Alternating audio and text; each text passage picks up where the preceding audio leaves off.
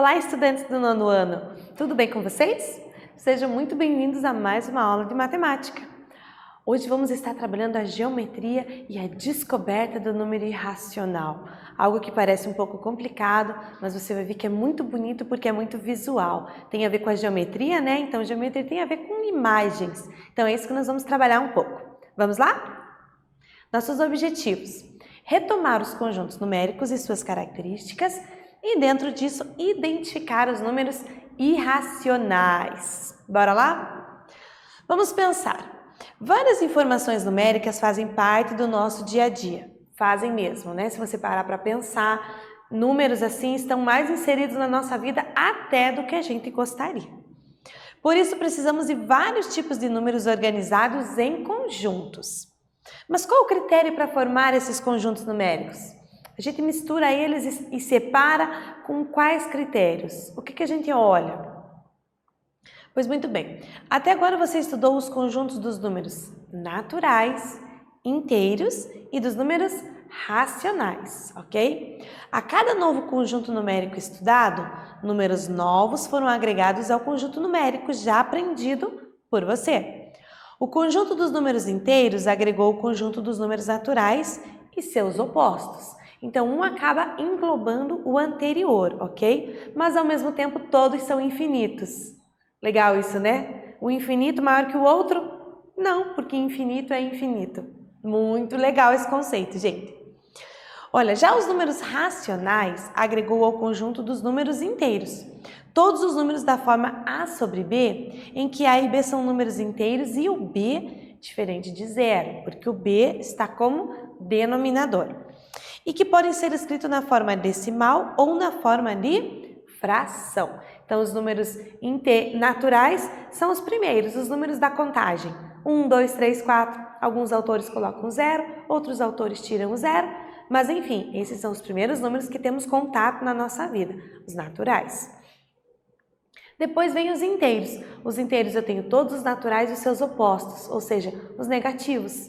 Então, englobou os naturais e acrescentou os negativos. Continuando infinito, não fica maior. E os racionais, eles englobaram os inteiros, os positivos e negativos e todos os números escritos da forma A sobre B. E decimal, né? Porque é só dividir A sobre B que eu tenho um número decimal, ok? Mas mesmo esses conjuntos, não é possível escrever todos os números existentes. Lembra que eu comentei que eles são infinitos? A gente coloca mais ou menos uma ideia de como eles são, mas a gente não consegue numerar todos eles. São infinitos, né? Pensa num número. Pensou? Soma 1. Pronto, ele é maior. O conjunto numérico é infinito, gente. Temos, por exemplo, o número π. Já ouviu falar no número π? A gente usa essa letra grega aqui, ó, π. Um tiozinho e 2 esquinhos, 2 barrinhas. Que, entre outros usos, é muito utilizado no estudo da circunferência. Então, esse é um número irracional. Nós já vamos entender o porquê. Então, agora nós vamos escrever um pouquinho. Olha lá o que vamos fazer. Escreva sequência dos números naturais pares. Mas como é que eu vou escrever uma sequência que é infinita? Tem como? Pensa um pouquinho nisso. Será que não tem algum símbolozinho que a gente pode usar que identifique que continua, que vai até o infinito? A letra B, sequência dos números inteiros menores que 3. Como é possível escrever se são infinitos? Sequência dos números resultados de 4 sobre A, com A diferente de 0 para fazer sentido, né? E A maior ou igual que menos 2. Como que eu faço para escrever esse tipo de conjunto? Pensa um pouquinho aí, faz uns rabiscos, eu já volto.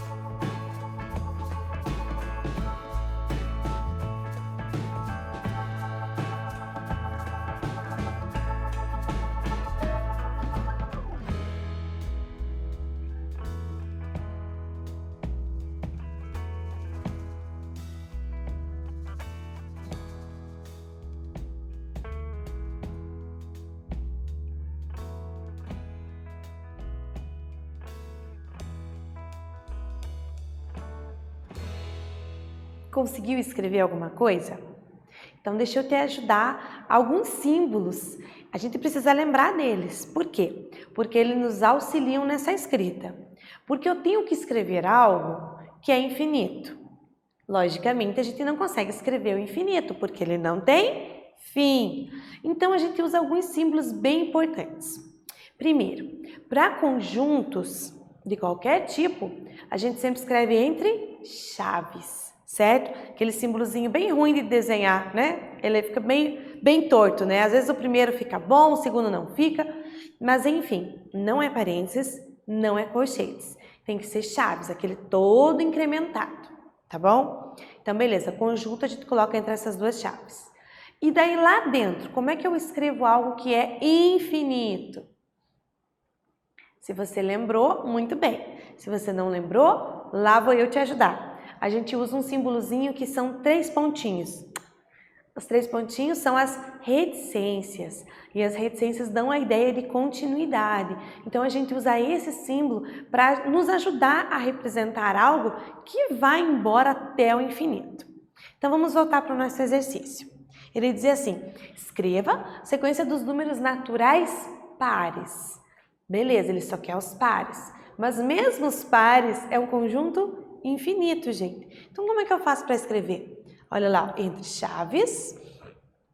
Começamos do zero, né? Porque alguns autores colocam lá, então vamos começar do zero. Quem são os números pares? São os números que são divisíveis por 2. Então, o zero não é divisível por 2, gente, mas ele entra nesse grupo aqui, tá bom? Por quê? Porque o 1 com o 0, 10, ele é divisível, tá bom? Então, olha lá, 0, 2, 2 dá para dividir por 2 e a sequência, 4, 6, 8, 10, 12. A gente escreve alguns elementos ali. E mesmo que eu não colocasse aqui, ó, reticências, só olhando para esses números, você sabe que o próximo vai ser 14. E o próximo? 16. Por quê? Porque você listou alguns. Então, a gente observando essa sequência, a gente percebe que vai indo sempre de 2 em 2. São os números pares. Então, isso dá a ideia. Ó, a gente coloca reticências, escreve alguns deles. Eu escrevi bastante aqui, né? Para quê? Para que possa reforçar a ideia de que são os pares. E depois, numa certa altura, coloca reticências, nós sabemos que vai embora para o infinito. Lembrando que não tem nada antes do zero, porque estamos trabalhando com os números naturais. Os números naturais não entram os negativos, tá bom? Letra B. Sequência dos números inteiros menores que 3. Então, se é menor que 3, ele colocou um limite. O 3, na reta numérica, está aqui. Ele quer menor. Na reta numérica menor é para a esquerda. Então, ele é o último. Então, eu quero menores. Mas repare na questão do português aqui. É menor que 3, não menor ou igual. Então, quando eu falo menor que 3, o 3 não entra na lista, tá bom? Então, ó, aqui o limite superior ficou 2, porque o 3 não entra, tá? A gente precisa ser preciso nisso. Se o 3 entrasse, deveria estar escrito menor ou igual. Aí ele entra. Se só está escrito menor, significa que ele não entra, tá bom? Então, são os inteiros. Então, tem o 2, aí nós temos o quê? O 1, que está faltando aqui. Sim, o 1 precisa estar ali, ok? O 0, e vou diminuindo, ó. Menos 1, menos 2, menos 3, menos 4. Eu já tive aqui a ideia de que está caminhando de 1 por 1, ó. Ou seja, estou listando todos os números inteiros. Então, numa certa altura, depois de listar alguns, eu posso colocar as reticências. Lembrando que você pode escrever de trás para frente, coloca a chave no final e vai listando os números, ou você pode pensar antes, escrever as chaves e saber que se é menor que 3, vai embora para o infinito. Então, coloca reticências e vai colocando alguns números. Menos 4, menos 3, menos 2, menos 1, 0, 1 e 2. E para por aí, ok? Então, não esquece de colocar 1 aqui, tá bom? E sequência dos números resultados de 4 sobre A. Tá, quem é o A? O A não pode ser 0, E o A tem que ser maior ou igual a menos 2. Então, ele pode ser menos 2. Então, se ele for menos 2, gente, eu vou ter lá embaixo as divisões, né? Então, eu tenho 4 sobre menos 1, 4 sobre 1, porque o 0 não entra, 4 sobre 2, 4 sobre 3, 4 sobre 4, 4 sobre 5 e assim por diante. Nós podemos escrever na forma fracionária ou na forma decimal, dividindo o numerador pelo denominador. Mas repare que alguns a divisão dá inteira, outras a divisão dá um decimal finito, outras a divisão vai dar um decimal infinito. Então, às vezes é mais fácil escrever na forma de fração. Olha aqui, ó, você tem a continuidade, ó, 1, o denominador 2, 3, 4. Então, você entende que os próximos números é 4 sobre 6, 4 sobre 7 e assim por diante. Ok? Tudo bem? Então, tá bom. Reta numérica. A reta numérica, gente, é algo fantástico para a gente poder entender como que funcionam os números, porque a gente vê, né? Uma coisa é falar, outra coisa é você ver, ter uma imagem.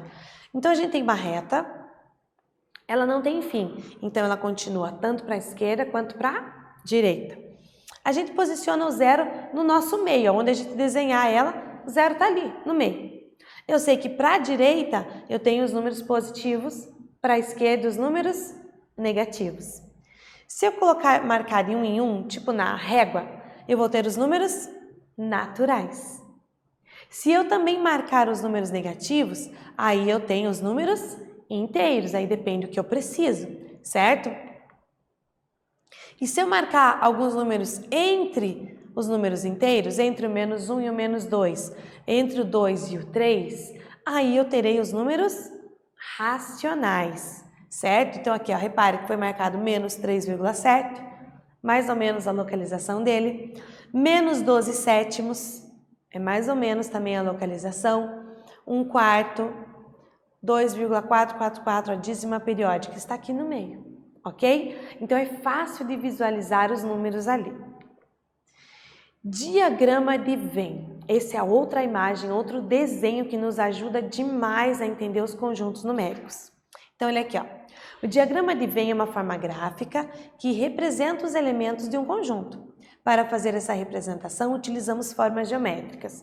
Então, você pode utilizar círculo, se você quiser, elipse, ou uma forma oval assim, ou quadradinhos ou retângulos. O importante é sempre colocar um dentro do outro. Então, repare, aqui estão os números naturais. Maior que os números naturais, porque engloba os números negativos, é os inteiros, embora ambos sejam infinitos, ok? Se são infinitos, a gente não pode falar de tamanho. Então, a gente coloca um dentro do outro para entender, mas não que os inteiros sejam maior do que os naturais. Complicado, né? Maior que os inteiros, englobando mais números, nós temos os racionais. Os racionais são todos os naturais, os negativos e as formas fracionárias e decimais. Então, repare que vai ficando um dentro do outro, embora todos sejam infinitos, tá bom? Números racionais. Olha um exemplo aqui do encartezinho, uma historinha. Mariana viajou com sua família para o Chile e no dia 3 de julho de 2018 experimentou uma temperatura de menos 3 graus Celsius. Menos 3 graus é friozinho, né, gente? Olha uma outra situação. Pedro precisava de uma TV nova. Pesquisou e encontrou uma TV de 40 polegadas por R$ 1.133,99. Ele negociou e conseguiu comprá-la em 5 vezes sem juros. Terceira situação. Paulo está no 8º ano. Em sua classe há 30 alunos. As meninas correspondem a 2/3 da turma. Dessa quantidade, 20% usam óculos. O que uma história tem a ver com a outra aqui? Bom, as histórias nada, né? Mas se você reparar, todas utilizam números. Os números racionais são utilizados em várias situações da nossa vida, mais do que a gente imagina, e muito mais do que os inteiros e os naturais. Por exemplo, qual é a sua altura? A minha é 1,64. Repare que é um número quebrado, é um número decimal. Quantos anos você tem? Ah, eu tenho 13. 13 anos e quantos meses? É algo que muda todo dia, não muda? A sua massa, o seu peso corporal. E por aí vai. Nós usamos muito mais os números racionais na nossa vida do que os números irracionais, do que os números naturais, perdão, ou inteiros. Nós usamos os racionais, os números decimais e na forma fracionária. Então, olha lá, nessa situação tem alguns números. 3, 2018, menos 3, 40, 1.133,99, 5, 8, 30, 2 terços e 20%. Todos esses números aí, ó, eles pertencem ao conjunto dos números racionais. Os números racionais podem ser positivos ou negativos, isso é importante lembrar, tá? E esse conjunto é representado pela letra Q, ó.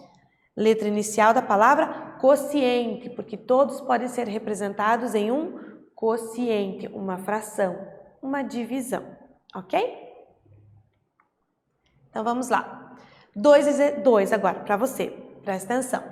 Construa um diagrama de Venn, que é aquele que você usa figuras geométricas uma dentro da outra, tá? Contendo o conjunto dos números naturais, inteiros e racionais. Depois, escreva os números a seguir nesse diagrama. Então, eu tenho uma lista de números aqui, então você faz ele meio grandinho, para poder dispor esses números no seu conjunto específico. Bora lá?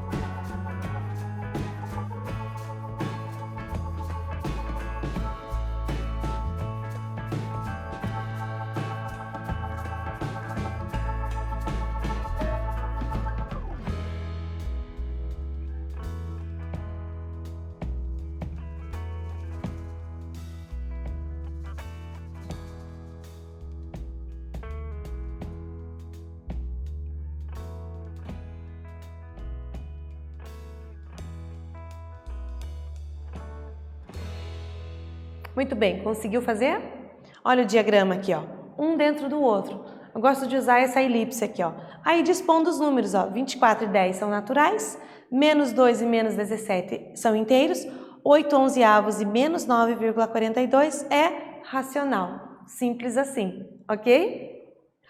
O conjunto dos números irracionais contém os números cuja representação decimal é infinita e não periódica. São os números esquisitos, tá, gente? Ó, raiz de 2, raiz de 3, as raízes que não têm raiz exata, o pi, todos esses números são irracionais, ok? E agora eu tenho 3, ó. Qual deve ser o valor do número x não negativo para que se tenha x ao quadrado igual a 7? Que número ao quadrado que dá 7? Determine o valor aproximado desse número irracional com 2 casas decimais. Bora lá!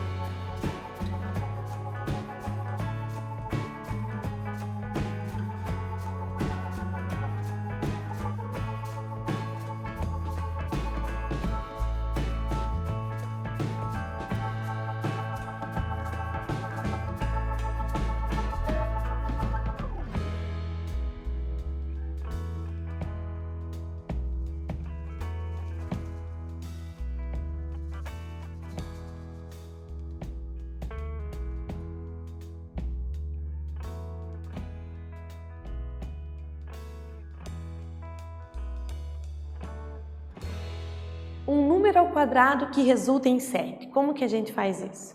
Ele faz parte dos números irracionais, ok? Então eu preciso buscar a raiz quadrada de 7. Como é que eu faço isso? Nós podemos fazer por tentativa na mão, gente, entendeu? Raiz quadrada de 7 está presa entre raiz quadrada de 4 e raiz quadrada de 9, ou seja, entre 2 e 3. Por isso que eu fui colocando 2,1 ao quadrado para ver quanto dava, 2,2 e assim por diante. Cheguei no 2,6, deu bem pertinho, 6,76. 2,7 passou, então tá aqui, ó, é entre esses dois, entre 2,6 e 2,7. Então começo a fazer 2,61, 62, até chegar próximo aqui, ó, em 2,64, que deu bem pertinho. 2,64, então está entre o 2 e o 3, ok? Podemos fazer na calculadora também, mas é assim que descobrimos na mão, ok? O que vimos? Os conjuntos dos números naturais, inteiros, racionais e irracionais. Espero que vocês tenham entendido, tenham gostado e a gente se vê na próxima aula.